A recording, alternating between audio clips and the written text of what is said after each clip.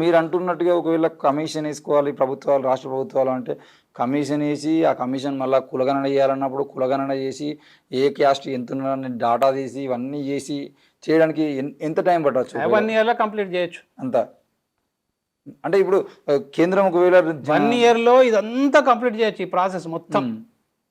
ఇంకా ముందే 8-9 monthsలో కంప్లీట్ చేయొచ్చు. 1 yearలో ఇంప్లిమెంట్ చేయొచ్చు.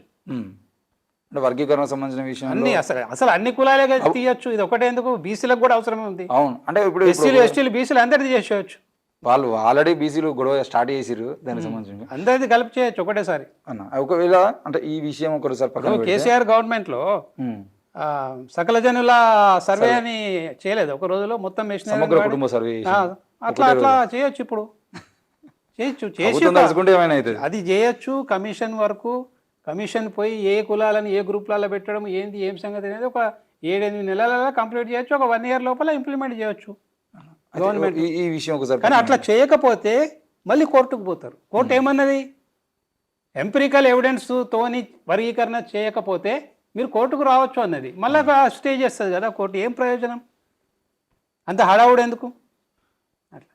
ఇప్పుడు ఇదే జడ్జిమెంట్లో సుప్రీంకోర్టు ఆ పంజాబ్కు సంబంధించినటువంటి కేసులో ఇచ్చినటువంటి తీర్పు ఏదైతుందో దాంట్లో ఎస్టీని కూడా చేర్చడానికి కారణాలు ఏమైనా అంటే సుప్రీంకోర్టుకు పవర్స్ ఉంటాయి, అడగకుండా కూడా వాళ్ళు జడ్జిమెంట్లో రాయొచ్చు. వాళ్ళు ఎస్టీ అనేటువంటి వాళ్ళు ఎవరు పోలే, కానీ బయట చర్చ ఉంది సమాజం లోపల.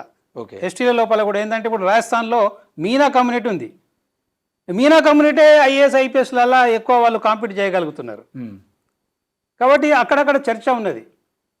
ఇప్పుడు లంబాడ కమ్యూనిటీ ఉన్నది, ఇక్కడ కూడా చర్చ జరుగుతుంది. కాబట్టి ఇదంతా వాళ్ళు సుమోటోగా ఇదంతా దృష్టిలో పెట్టుకొని అక్కడ కేసులో ఎక్కడ కూడా అది ఆ ప్లీ అనేటువంటిది లేకపోయినప్పటికీ కూడా వాళ్ళది ఎస్సీ ఎస్టీలను కూడా మీరు సబ్ క్లాసిఫికేషన్ చేసుకోవచ్చు రాష్ట్రాలు అని తీర్పులో చెప్పడం జరిగింది అన్న.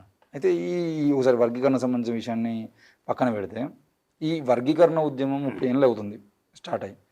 అంటే వర్గీకరణ చేయాలి అనే ఆలోచన ఆ పరిస్థితులు అవన్నీ ఏర్పడినప్పుడు మందకృష్ణ అన్న దాని నాయకత్వం తీసుకున్నాడా, 30 ఏళ్ళ నుండి అన్ననే పని చేస్తున్నాడా, లేకపోతే ఇంకెవరు చేస్తున్నాడా ఏందనేది మాట్లాడుకుంటే ఈ ఉద్యమాలు ఆ 30 ఏళ్ల క్రితమే స్టార్ట్ అయినాయా, అంతకుముందు ఇట్లాంటి ఉద్యమాలు ఏమైనా ఉన్నాయా? ఈ వర్గీకరణ అనే అంశం ఎప్పుడు మొదలైంది, దాన్ని అంటే దాని మూలం ఎవరు అనుకోవచ్చు? ఈ వర్గీకరణ డిమాండ్ మాత్రము 94 ఆ ప్రాంతంలో ఎంఆర్పిఎస్ వచ్చిన తర్వాతనే ఇది ఎజెండాకు వచ్చింది. గతంలో కూడా ఉండే మాదిగ సామాజిక వర్గము అరుంధతీయ ఆదిజాంబవ అనే పేరు మీద అప్పుడు టీవీ నారాయణ గారు, సదాలక్ష్మి గారు అప్పుడు కూడా వాళ్ళు కమ్యూనిటీని ఆర్గనైజ్ చేయడం అనేటువంటిది అయితే చాలా 1960 ప్రాంతం నుంచే ఉన్నది ఇది. అంటే ఈ వర్గీకరణ సంబంధించిన విషయంలో కన్నా ముందు మీరు మారోజు వీరన్న గారితో కలిసి జర్నీ చేసిన రోజులు ఉన్నాయి. ఇటు బీఎస్పీకి సంబంధించిన విషయంలో కూడా కాంశీరామ్ గారితో ఇక్కడ తెలంగాణలో ఉమ్మడి ఆంధ్రప్రదేశ్లో ఆయన ప్రచారం చేసినప్పుడు ఆయనతో పాదయాత్రకు సంబంధించిన విషయం మీరు ఉన్నారు. అయితే మారోజు వీరన్న వ్యూ ఎలా ఉండేది ఈ వర్గీకరణ సంబంధించిన విషయంలో, ఆయన ఏ విధంగా దాన్ని చెప్పిండు? అంటే మారోజు వీరన్న ఏంటంటే అన్ని సామాజిక వర్గాలకు న్యాయం జరగాలి అనేటువంటిది అది ఆయన పార్టీ ఎజెండా. సామాజిక రంగంలో, ఆర్థిక రంగంలో. సో గతంలో ఉన్నటువంటి సిపిఐ ఎంఎల్ భావజాలము, పీడిఎస్ భావజాలానికి అదే నేను జోడించుకోవడం జరిగింది. సో అప్పుడు వారితో నేను మాట్లాడినప్పుడు వారికి నేను ఏం చెప్పినంటే, ఇది బ్రదర్ ఇది 2 కులాల సమస్య కాదు, ఇది 2 ప్రాంతాల సమస్య అని చెప్పింది నేను. ఓకే, 2 ప్రాంతాల సమస్య అంటే ఎట్లా అని అన్నారు.